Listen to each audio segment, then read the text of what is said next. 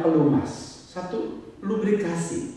Saudara, kalau kita mengucapkan terima kasih, kalau kita affirmation, penumpang tanya, kita berlaku sopan, kita keluar keringat, tidak? Tidak. Tapi kesopan santunan kita itu membuat hidup ini lancar, licin, seperti diberikan minyak pelumas. Betul? Kalau anak-anak tidak kita didik sopan santun, cepat atau lambat dia bakal mengalami persoalan di hari depan. Waktu kita sudah nggak ada, nanti dia lebih banyak susah. Ketika ayah ibunya ada, pasti ada yang bela. Tapi kalau tidak, nanti siapa yang mau peduli kepada dia? Dia harus diajar tahu membawa dirinya. Membawa diri itu harus disertai dengan sopan santun. Saya pernah lihat di Indonesia ada cukong naik mobil mahal, mungkin dia tersesat jalan, dia turunkan jendelanya, lalu teriak, "Pak polisi, mana ya itu?" Dia cari alamat dari dalam mobilnya, tanya polisi. Saya lihat dengan mata kepala saya sendiri, polisi itu berkata, "Pull over dulu, minggir." Turun, baru tanya kepada saya, "Apa nggak malu kalau kita dibegitukan?" Ya. Ruth sopan, tidak merasa mentang-mentang. Dan Ruth ayat 18 tentang kesopanannya, saudara lihat, boleh lihat banyak ayat yang berikutnya kepada Boas dan sebagainya. Dia selalu terima kasih. "Siapakah aku ini sehingga engkau memperhatikan aku? Aku ini bukan bujangmu, aku bukan hamba-hambamu. Bahkan aku orang asing di sini, tapi mengapa engkau perhatikan aku?" Dia berterima kasih. Tahu diri, sopan santun di dalam banyak hal yang menunjukkan. Ayat 18 sekarang satu butir yang hendak saya angkat mengenai Ruth. Kita baca bersama-sama. 2, 3. Diangkatnya itu, lalu masuklah ia ke kota. Ketika mertuanya melihat apa yang dipungutnya itu, dan ketika dikeluarkannya dan diberikannya kepada mertuanya sisa yang ada setelah penyakit itu 19, maka berkatalah mertuanya kepadanya, "Di mana kamu dan di mana engkau bekerja hari ini? Diberkatilah kiranya orang yang telah memperhatikan engkau itu." Lalu diceritakannya kepada mertuanya itu, "Pada siapa ia bekerja?" Katanya, "Nama orang pada siapa aku bekerja hari ini ialah Boas." Yang hendak kita garis bawahi adalah ketika Ruth pulang, dia memperlihatkan kepada mama mertuanya apa hasil yang dia sudah tuai.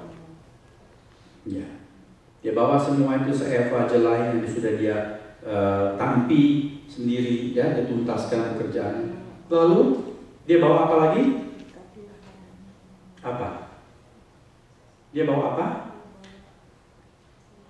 Kepada Naomi? Bawa apa? Selain jelai yang dia baru tua, baru pungut itu tadi dia sudah ditampi, dapat satu eva, satu takaran dia bawa pulang. Apalagi dia bawa pulang untuk Naomi? Sisa yang ada. Iya. Tadi Ruth kan sudah kenyang. Waktu dia kenyang, Naomi di rumah makan apa? Belum ada makanan di rumah. Tapi Ruth sudah kenyang. Waktu dia sudah kenyang, dan waktu dia kenyang, waktu dia menikmati yang baik, yang enak, dia ingat siapa? Mertuanya. Ingat mertua. Katanya sayang. Buktikan kamu sayangnya dengan bawa oleh-oleh untuk mamanya. Jangan menikmati sendiri. Betul? Dia tahu, berterima kasih, dan dia sayang kepada mamanya. Ya dia sayang. Aku kerjakan juga untuk hidup bersama dengan mama, supaya dinikmati bersama. Hari ini aku sudah pun makan, mama di rumah belum makan. Dia sudah kenyang, masih banyak lebih, dia nggak buang. Ya bawa to go untuk mama. Sayangnya itu praktis, kasih sayangnya itu konkret, bukan cuma ngomong aja. Ya. Sayang, dia adalah selalu mengingat hal-hal yang baik untuk orang yang dia katakan dia sayangi. Allah suka kepribadian seperti ini, atau orang-orang yang punya prakondisi kepribadian seperti ini sudah ada dalam jalur berkat Allah. Bila kita memiliki bakat seperti itu, berbahagia. Bila belum, bila tidak, kita harus mengejarnya. Kita harus belajar. Jangan menjadi orang yang tidak justru berada di dalam saluran berkat Tuhan. Itulah sebabnya saya yakin Ruth mendapat atau masuk ke dalam jalur orang-orang yang terpilih.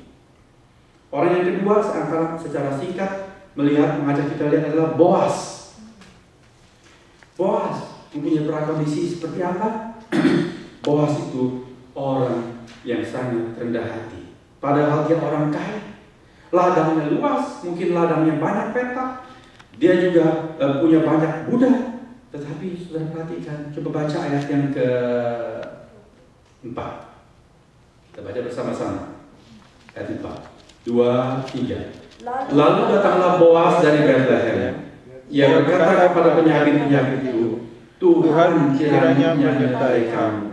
Jawab mereka kepadanya, Tuhan kiranya memberkati Tuhan. Yang jadi bos siapa?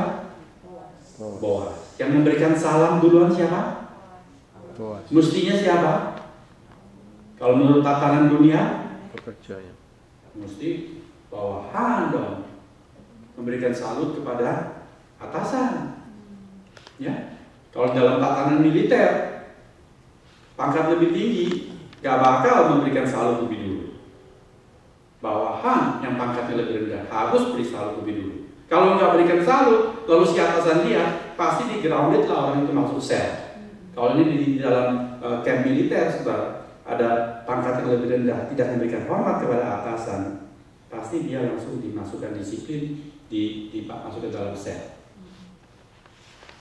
Tetapi di sini kita melihat Boaz, dia itu atasan, dia itu tuan, tapi dia memberikan salam lebih dahulu kepada bawahannya.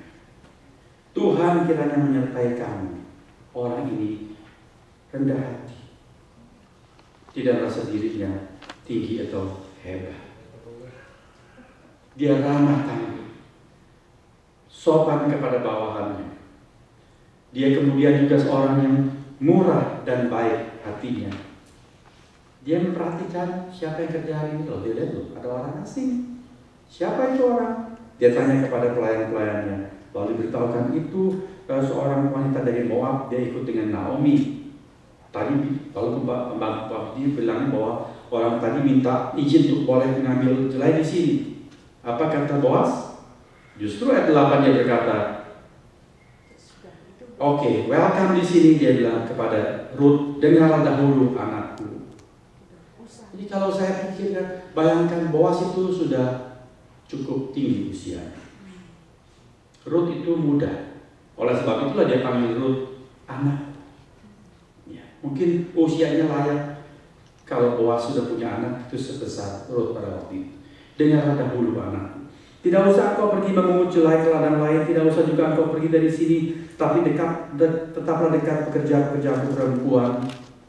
Ya. Kemudian dikatakan, aku juga sudah pesan kepada pekerja-pekerja lelaki, jangan mengganggu engkau. Ya, itu perhatian Boaz. Baik sekali. Kalau engkau haus, minumlah dari tempayan-tempayan itu. Lalu siang hari ketika semuanya sedang makan, Boaz ingat, panggil itu perempuan asing, suruh dia ikut makan di sini. Malah Boaz juga yang menyodorkan roti kepada Ruth. Allah suka orang yang murah hati. Tuhan Yesus berkata, berbahagialah orang yang murah hatinya, karena mereka akan beroleh kemurahan. Matius pasal 5. Mengapa Boaz begitu baik kepada Ruth? Apakah karena Ruth cantik?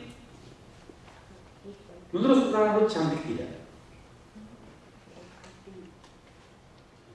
Atalia rambut-rambut, yakin dia Ruth cantik. Ayu, ya kulitnya bersih. Tapi itu wallahu alam bisawab. Didiskusikan 2 hari 2 malam tidak ketemu jawab. Apakah Ruth itu cantik atau tidak? Dan kita harus bersyukur karena kita pun tidak mencatat kondisi wajah dan fisik Ruth. Apakah Ruth itu cantik atau tidak? Sebab kalau Ruth itu disebut-sebut cantik, maka semua orang pasti menyimpulkan 100% bahwa Boaz baik-baik karena ada batu di balik udang. Karena Ruth cantik. Biasa orang kalau ketemu orang cantik lalu suka baik-baik. Tapi Boas baik kepada Rut karena Boas memang hatinya baik. Dari mana saya bisa yakin bahwa Boas hatinya baik? Bukan karena dia tertarik kepada Rut. Bagaimana kita bisa yakin bahwa Boas itu murni kebaikannya kepada Rut? Bukan karena dia ingin merayu Rut. Mari kita membaca ayat yang ke-20. Rut pasal 2 ayat 20. Kita baca bersama-sama. Sesudah itu berkatalah Naomi kepada menantunya, diberkatilah kiranya orang itu